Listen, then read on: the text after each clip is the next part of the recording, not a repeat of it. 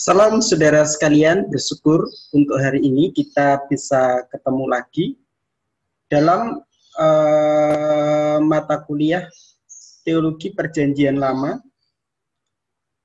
Di sesi pertama saya sudah menjelaskan untuk pendahuluan introduksi dari teologi Kitab Perjanjian Lama, dan pada sesi yang kedua dan ketiga dan keempat nanti kita akan mempelajari tentang sejarah, yaitu sejarah teologi Perjanjian Lama.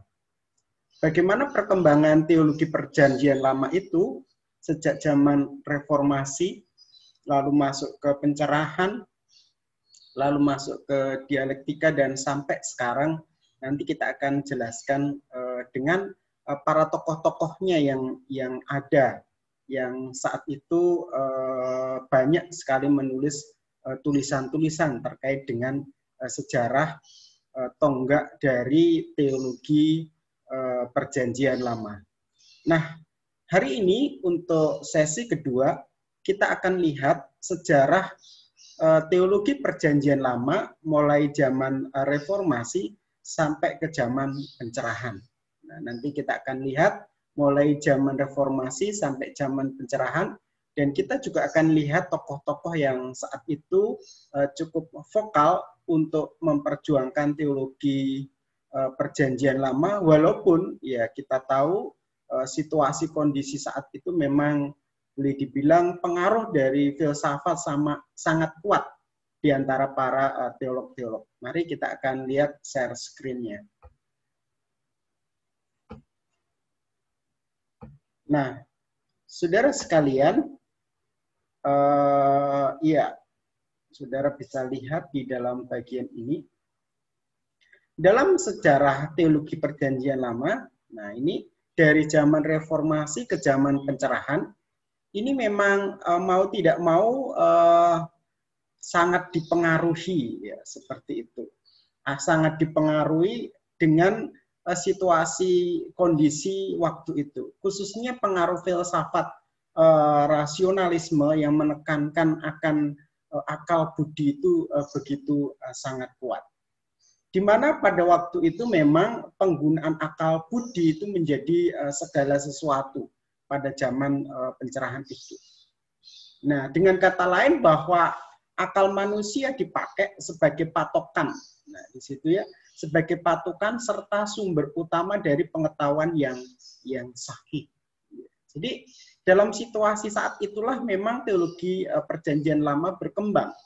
Nah, keadaan yang demikian ini memberi imbas yang luar biasa, khususnya terkait dengan doktrin gereja dalam hal khususnya tafsir kitab dan hermeneutika. Jadi ternyata memang itu tidak hanya ya di dunia filsafat, ternyata dunia filsafat juga mempengaruhi doktrin-doktrin gereja dan cara tafsir Alkitab pada waktu itu. Nah, lalu bagaimana dengan teologi Perjanjian Lama? Nah, dalam perkembangannya memang terkait dengan penelaahan Alkitab, di situ mulai terjadi ya pro dan kontra, di mana penelaahan Alkitab itu dalam sistemnya itu terjadi beberapa penyimpangan. Nah, karena apa? Karena penelitian sejarah dengan kritik sastra radikal Alkitab itu mulai dipakai untuk menelaah Alkitab. Nah, ini menjadi sesuatu hal yang cukup menarik. Karena apa? Karena segala sesuatu itu akan diukur berdasarkan akal atau berdasarkan rasio dari manusia itu sendiri. Oleh karena itu, Alkitab yang adalah firman Tuhan yang diilhamkan oleh Allah, nah, doktrin itu mulai goyah gitu pada waktu itu. Karena apa? Karena memang ya secara rasio, secara akal, banyak hal di dalam Alkitab itu yang susah untuk dimengerti secara akal. Nah, seperti itu. Oleh karena itu, supaya akhirnya Alkitab itu bisa diterima, bisa diterima oleh para ahli pada waktu itu, Nah, disinilah akhirnya ada kompromi di mana dalam penelitian Alkitab, dalam penelaahan Alkitab itu sendiri yang dipakai, ya, yang dipakai untuk menelaah atau meneliti Alkitab itu, ya pakai penelitian model sejarah, sama seperti buku-buku sejarah pada umumnya. Lalu juga ada namanya kritik sastra, kritik bentuk. Nah, di sini. Nah, memang kalau kita lihat secara umum memang ada. Nah, dalam dunia sekarang itu ada namanya hygiekriticism. Bagaimana orang mulai mengkritik Alkitab dengan 9 metode. Nah, mulai kritik teks, kritik naskah, kritik narasi, kritik bentuk, dan semuanya dikritik, dianalisa seperti itu.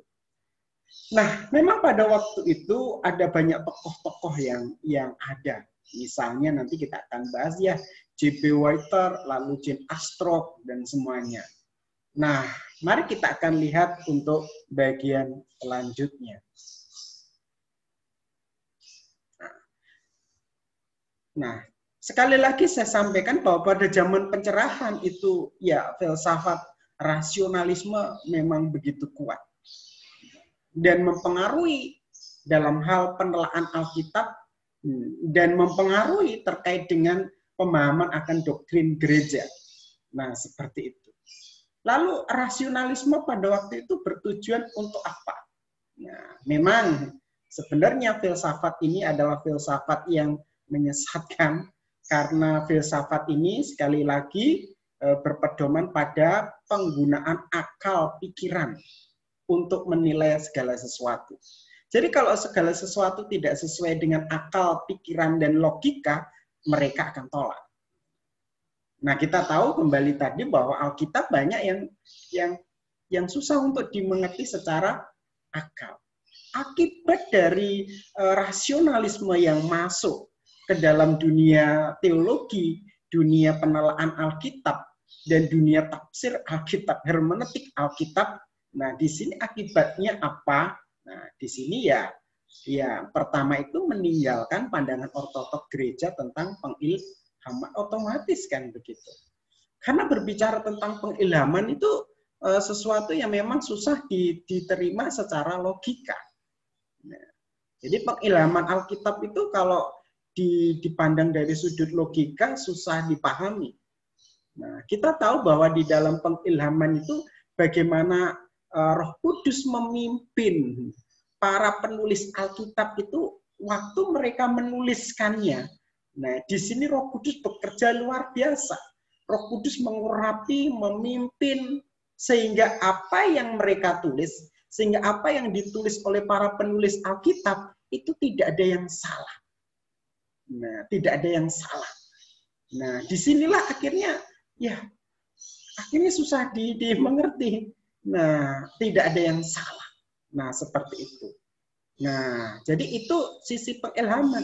Jadi kalau orang menggunakan lasio untuk menilai segala sesuatu, otomatis akibatnya apa? Pandangan ortodoks gereja tentang pengilhaman akhirnya akan ditinggalkan. Mengapa demikian?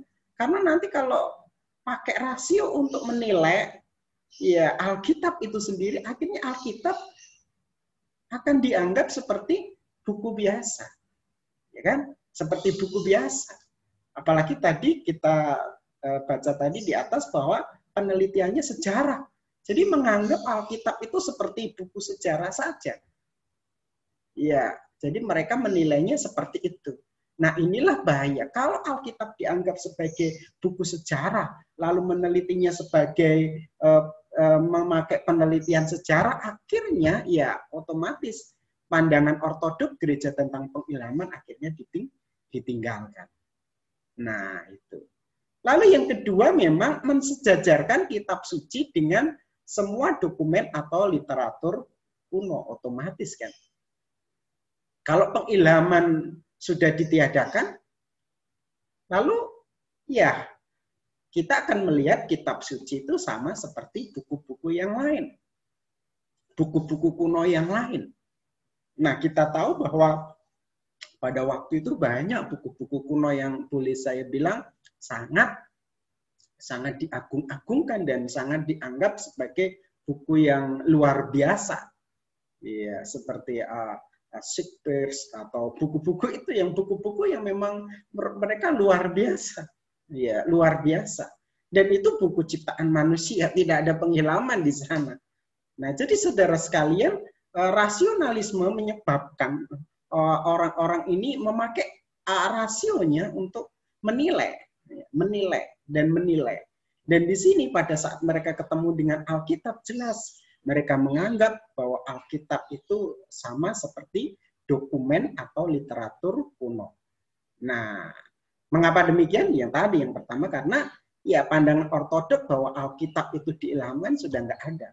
Mengapa demikian? Ya karena mereka sekarang memakai rasio untuk menilai segala sesuatu. Nah, itu bahayanya di dalam konteks ini, saudara sekalian. Jadi, seperti lalu yang ketiga itu mempelajari kitab suci seperti dokumen-dokumen kuno lain. Otomatis ya, jadi pada saat mensejajarkan kitab suci dengan dokumen atau literatur kuno, otomatis waktu mempelajari kitab suci, mereka mempelajarinya seperti mempelajari dokumen-dokumen kuno yang lain. Nah, jadi pada intinya dalam bagian ini menjadi sesuatu hal yang menarik bahwa pada zaman pencerahan ini ya orang mulai dipengaruhi dengan aliran-aliran filsafat yang memang sangat bertentangan dengan ajaran-ajaran kekristenan. Karena aliran filsafat itu menekankan pada pengetahuan rasio menjadi dasar dari segala sesuatunya. Nah, akibat yang paling tragis dalam bahasa saya itu adalah akibatnya otoritas Alkitab sebagai firman Allah ditolak. Nah, jadi ini menjadi sesuatu yang cukup memprihatinkan. Nah, karena apa? Karena akhirnya ya mereka ini tidak mengakui bahwa Alkitab itu adalah firman Allah. Nah, sedangkan kita tahu bahwa Alkitab itu adalah firman Allah. Nah, Alkitab itu adalah diinspirasikan, ada pengilhaman di sana. Nah, dan Alkitab itu tidak pernah salah. Nah, sehingga ini menjadi sesuatu hal yang cukup menarik di dalam konteks ini. Jadi inilah pada zaman pencerahan, zaman reformasi ke zaman pencerahan, di mana terjadi perubahan terkait dengan pandangan Alkitab. Karena apa? Karena pengaruh dari paham rasionalisme yang saat itu ya boleh dibilang menguasai dunia dengan menekankan pada logika. Segala sesuatu akan diukur dengan logika. Segala sesuatu harus sesuai dengan logika. Oleh karena itu, akal manusia itu menjadi patokan atau sumber utama dari pengetahuan yang sahih tadi ya. Ya, jadi segala sesuatu harus sesuai dengan logika. Dan akibatnya ya ini tadi. Ya, pandangan ortodok Alkitab bahwa ada Alkitab itu sebagai Alkitab yang diilhamkan dan menganggap kitab suci sebagai dokumen atau literatur kuno. Ya. Lalu mempelajarinya ya pakai kritik sastra, ya seperti itu. Dan akibatnya apa? Otoritas Alkitab sebagai Allah, firman Tuhan ditolak.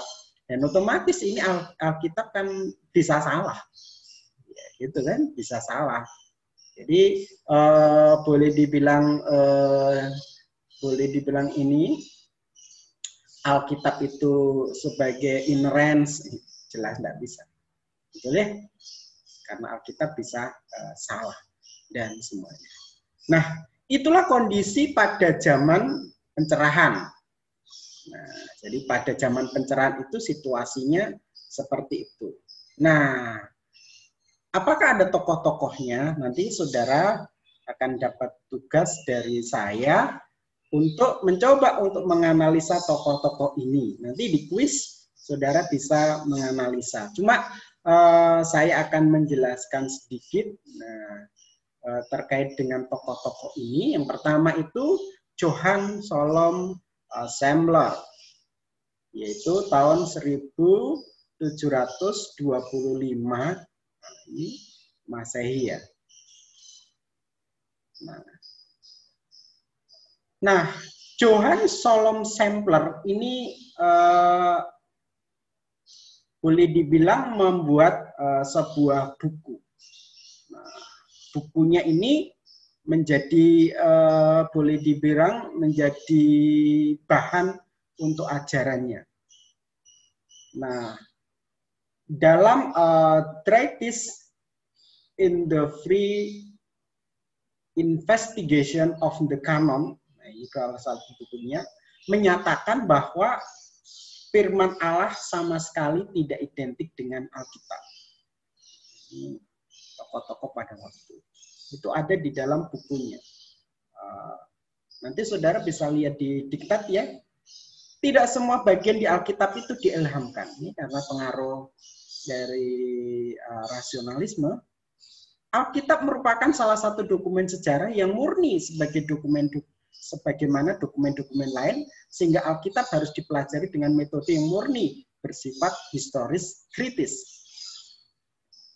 Karena itu, Sampler memandang teologi biblika adalah disiplin ilmu sejarah yang berlawanan dengan dogmatik tradisional, karena hanya sebagai ilmu sejarah. Jadi saudara sekalian, memang inilah faktanya bahwa pengaruh nasionalisme begitu kuat di kalangan para teolog-teolog Kristen pada waktu itu.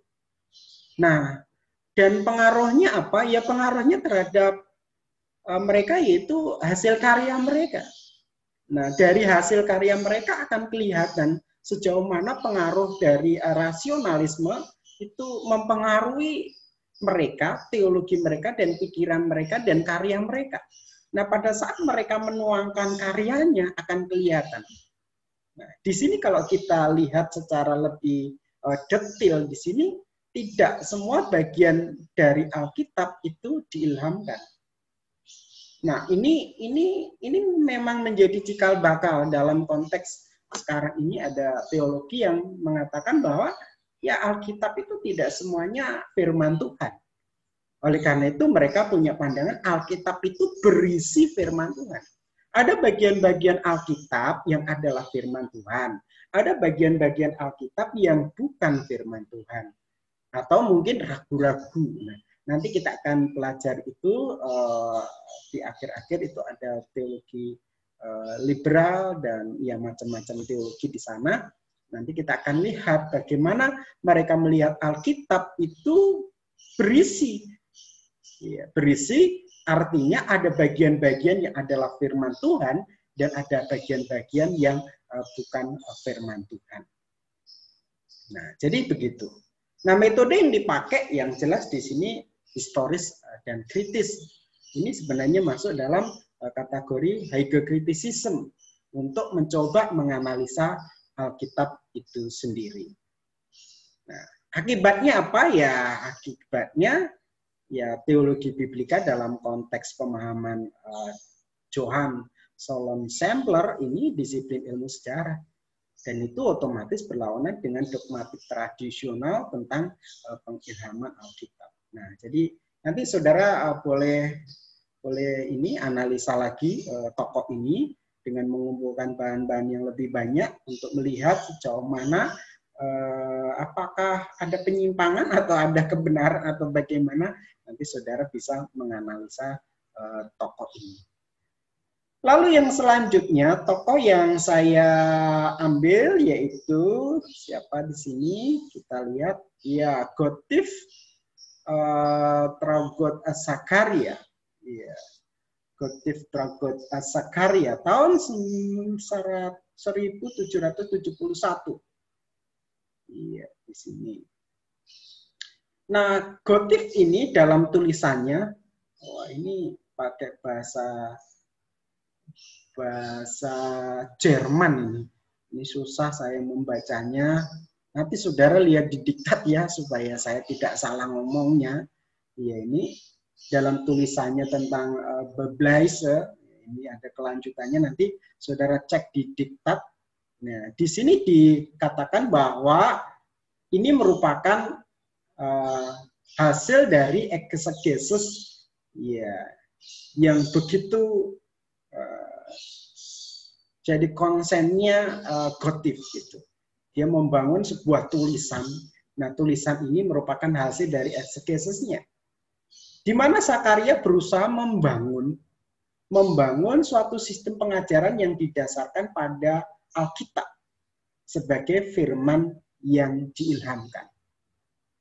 Menurutnya, setiap kitab dalam Alkitab mempunyai waktu, tempat, dan maksud tersendiri. Karena itu, Sakaria yakin penafsiran Alkitab secara historis dan pemahaman kanonik tentang Alkitab tidak berbenturan dengan unsur historis, tidak terlalu penting dalam teologi. Ya, jadi nanti kita akan lihat lebih jauh tulisan ini. Memang jujur aja hanya membaca sedikit begini kita masih sulit untuk menebak ini sebenarnya arah pemikiran gotif Traugot Sakaria ini seperti apa. Jadi agak susah juga. Nah, memang kita nanti perlu mempelajari lebih jauh tentang pandangannya ini. Memang sekilas ini ada unsur di dalamnya di mana dalam membangun sistem pengajarannya didasarkan pada Alkitab sebagai firman yang diilhamkan. Dalam konteks ini bagian ini saja itu sebenarnya ya sudah tepat begitu. Namun kalau kita lihat di belakang-belakangnya ini memang kita perlu mempelajari lebih jauh ya. Karena ada bagian kata ya unsur historis Alkitab tidak terlalu penting dalam berteologi. Nah, ini perlu dipahami lebih jauh di dalam pandangan dari Sakaria ini. Karena pada umumnya saudara sekalian, memang kita perlu sadar bahwa historis Alkitab itu menjadi sesuatu yang penting. Karena bagi kita, bagi pemahaman saya secara pribadi bahwa Alkitab itu historis. Alkitab itu historis dan Alkitab itu memang ada dalam sejarah. Nah, dalam berteologi kita berpatokan pada Alkitab yang adalah kitab yang historis yang diilhamkan oleh Allah itu sendiri. Ya. Nanti saudara bisa gali lebih jauh dan nanti saudara bisa menanggapi. Nanti di kuis tugas saudara adalah salah satunya menanggapi para tokoh-tokoh ini. Lalu yang selanjutnya itu ya inilah tokoh. Nah, tokoh. Sebenarnya ada tokoh-tokoh lain yang saya tulis di diktat yang tidak saya masukkan di PowerPoint saya. Di situ ada Hufnagel, ya tahun 1789. Nah, di situ nanti salah satu bukunya itu menganggap bahwa teologi biblika adalah sekumpulan peneliti sejarah atas ayat-ayat bukti dari Alkitab yang mendukung dogmatik. Lalu ada von Amon, 1792 lewat karyanya. Ini karena semua pakai bahasa, kayaknya itu bahasa Jerman, sehingga saya agak kesulitan. Menganggap bahwa perjanjian baru lebih tinggi dari perjanjian lama. Ya, itu. Nah, sekarang kita akan lihat ini Johann Philipp Gebler. Nah, ini pencetus teologi biblika ya, kalau di atas tadi ya. Nah, dalam orasi peneguhan dirinya sebagai guru besar di Universitas Altdorf 30 Maret 1787, ya, di sini yang telah memberi sumbangan yang sangat berharga serta memiliki dampak yang luas dari perkembangan disiplin ilmu teologi biblika, khususnya teologi PL, di mana pada waktu itu orasinya luar biasa. Judul orasinya, kayaknya saudara perlu baca di diktat ini, Oration de Euso, dan seterusnya di sini, ini pakai bahasa Jerman juga. Di mana pidato Johann Philipp Gebler ini dianggap sebagai tonggak sejarah dimulainya teologi biblika sebagai suatu disiplin ilmu sejarah semata dan sepenuhnya terlepas dari dogmatik. Iya, itu yang saya dapatkan dari bukunya. Nah, lalu teologi biblika menurut Gebler memiliki sifat historis, meneruskan pemahaman para penulis Alkitab tentang hal rohani atau ilahi. Sebaliknya, teologi dogmatik memiliki sifat mendidik, yaitu mengajar hasil nalar filosofis seorang teolog yang tentunya diwarnai dengan aliran pemikirannya. Saudara, nggak semuanya saya masukkan di dalam PowerPoint, tapi saudara baca sendiri di sini banyak di diktat, mungkin saudara akan lebih mengerti. Nah, Gebler menggunakan pendekatan indukatif, lalu historis dan deskriptif terhadap teologi biblika.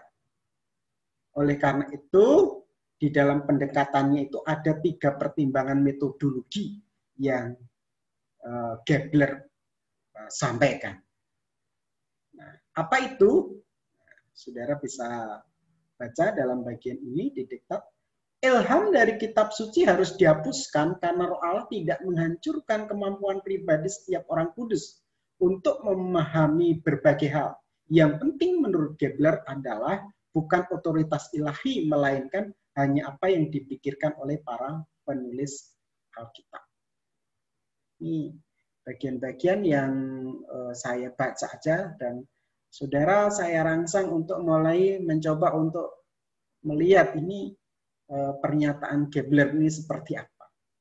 Iya, jadi saya tidak perlu menjelaskan, nanti tugas saudara menganalisa ya.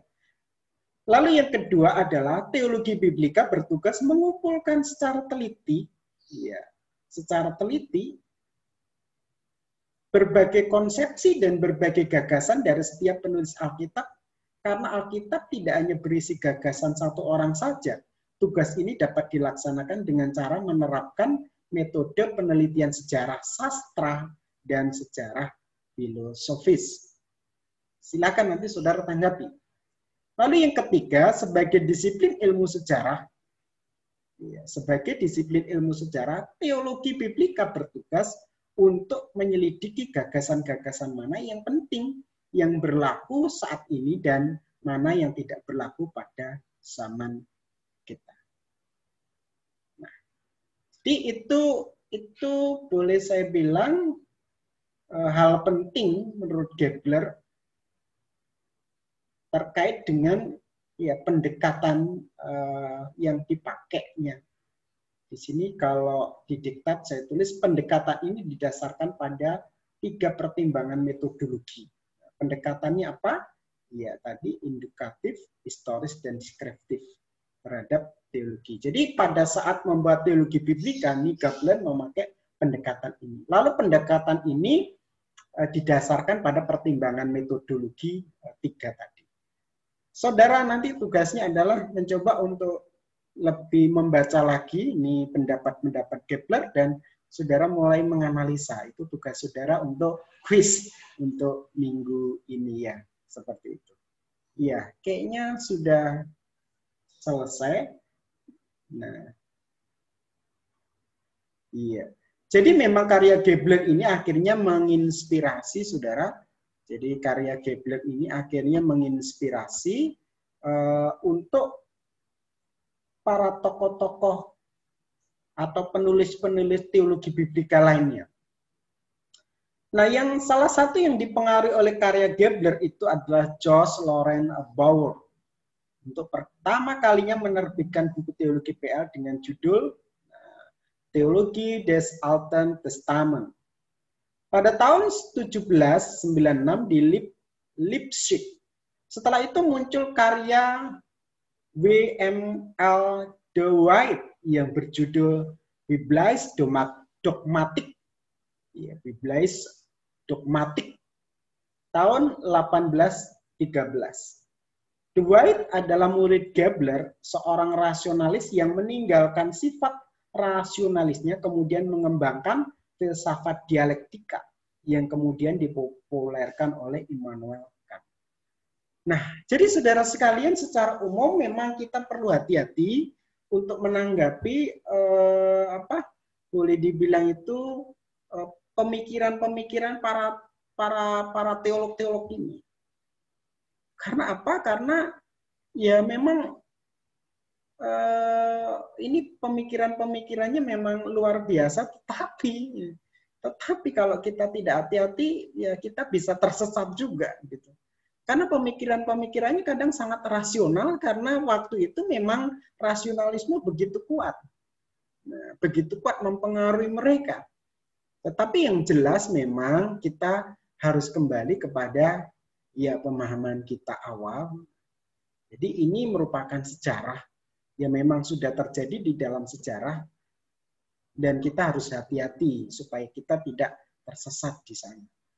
Oleh karena itu, pemahaman-pemahaman para teolog-teolog ini nanti tugas saudara akan mencoba menganalisa pendapat saudara tentang pemahaman-pemahaman atau pandangan-pandangan para teolog ini seperti apa.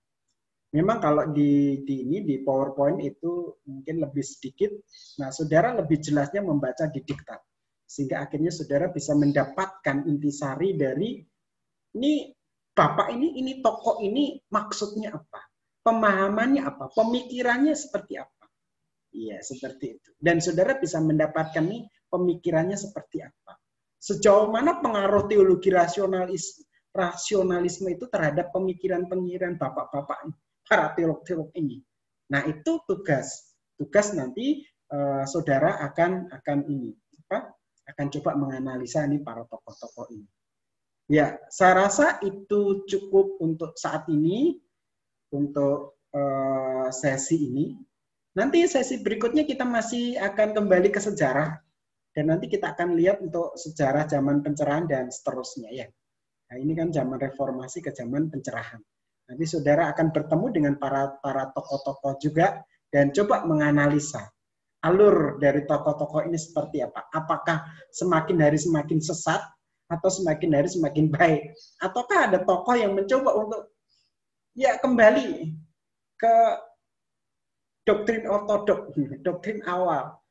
Ya, pengilhaman, inerensi ya, seperti itu. Nanti kita akan lihat sejauh mana ini para tokoh-tokoh dalam konteks waktu itu punya pandangan dan pemikiran. Ya, saya rasa ini cukup. Tuhan Yesus ya, saya stop share screen dulu. Biar kelihatan saya. Ya, terima kasih banyak. Kira-kira itu yang bisa saya sampaikan. Tuhan Yesus memberkati.